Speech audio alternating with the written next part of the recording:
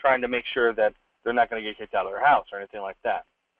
Likewise, the repricing trigger, again, works in the same fashion. It's just for those ARM loans. So 6 months before those ARMs are priced, we put those folks on your hot list as well. Now, that may seem like a long time, but you know as well as I do that 30 days out, 60 days out, other companies, other loan officers are going to be contacting that customer, trying to earn their business, but we want them to come right back to you.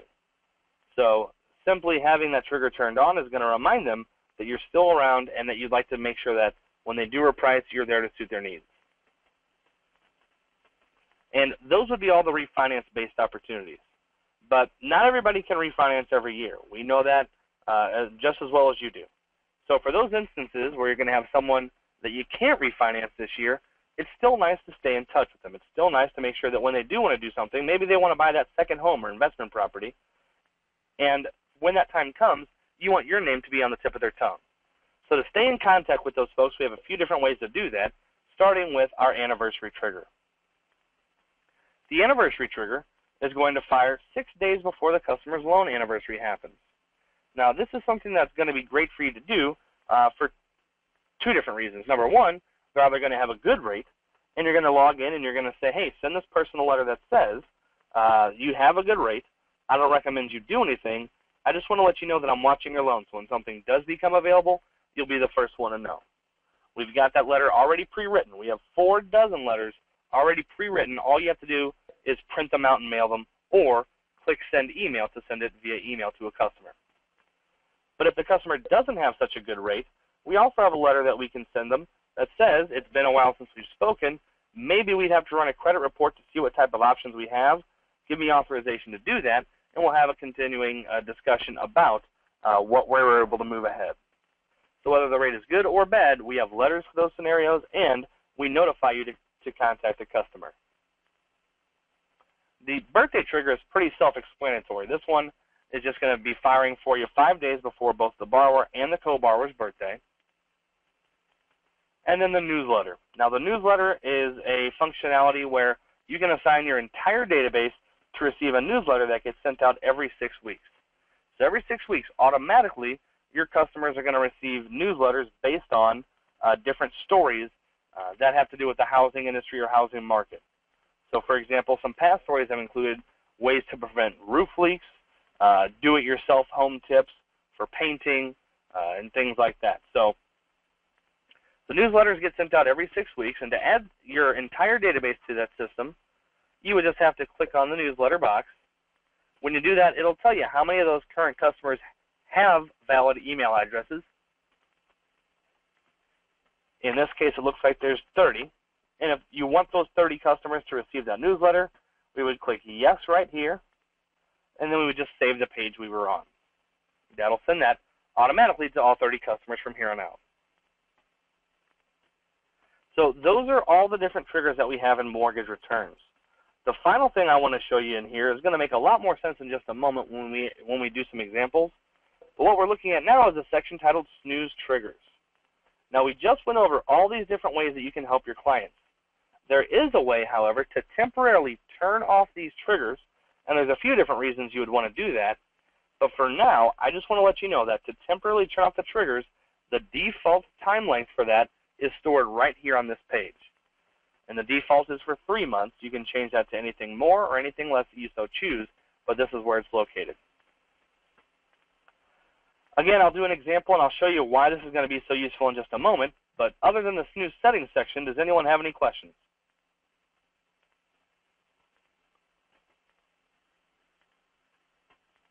No, we're following along. Perfect. All right, well, I'm not going to save these because I did make some changes. I'm just going to instead click on my hot list to get us right back there without saving those. So I'm going to come back to my hot list, and again, I have these 23 records. Now what I want to do is actually go through an example. And the first one, I'll go through a quick example just so you can get an idea of things. The second example I'll do is going to have some more detail in it. So I'm going to ask questions after that one. So the first one, just follow along with me if you would. What we're looking at here is, again, the 23 people that we're able to help today, and they're giving us the reasons why. Well, I don't want to have to sift through the 23 different records to find a good opportunity for savings today. That's what my focus is on, finding who can save some money. And the easiest way to do that is to use some of the filters that we have. So the first thing I would do is I would use these filters. The first one says you want to filter by customers or prospects. You can do so. In this case, that's not applicable to what I'm trying to find. I can also filter by any of the triggers we just looked at, including follow-up triggers that you set or any campaign triggers that are fired.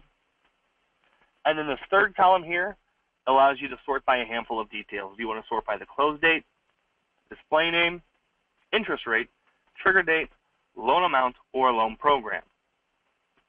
In this case, I'm only focused on finding a savings opportunity. So I'm going to use these center filters and choose savings. Now, to the 23 records that we had on there, I'm now only showing the 4 that have a savings opportunity. So it really whittles us down to seeing the demographic that you want to see. If we look through here, we have a few different types of loans. We have a 30-year FHA, 30-year fixed, a 15-year fixed, and another 30-year fixed. Right off the bat, I can see everyone's LTV. So 96.5%, 80%, 51.8. And it looks like this loan right here at the bottom for Carlos is a little bit better than the one for Preston and Angela, just based on the fact that it's a little bit larger size, it's got a little bit better LTV, and it's got a higher interest rate. So all those things are going to tell me this person has the most to save and actually can earn me the most commission at the same time. So with that being said, I'm going to click on Carlos's information here. When I click on his record, it takes me to his disposition window. Now, from the disposition window, you're able to take notes for a customer.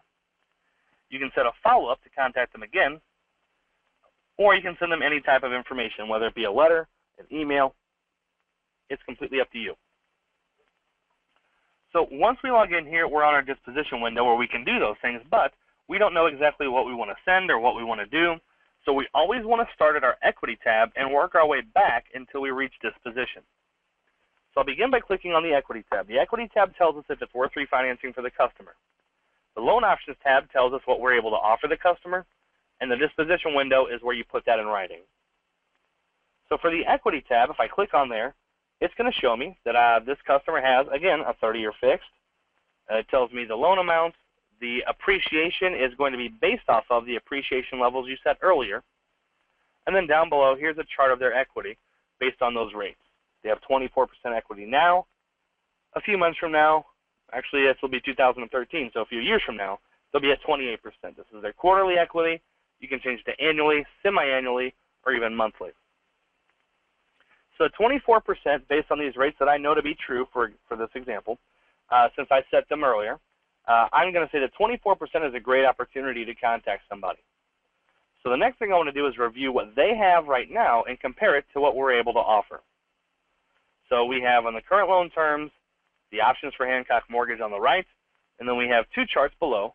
One shows the original loan amount and the other shows the remaining balance. So what we're paying attention to now is that they have a 30-year fixed, and by default, we're going to compare them to a 30-year fixed, a 15-year fixed, and a 3-year interest only. Now this 3-year interest only seems a little bit out of place, and you're right, it may be, but what you're able to use this third field for is to change this to any other options that you deem appropriate.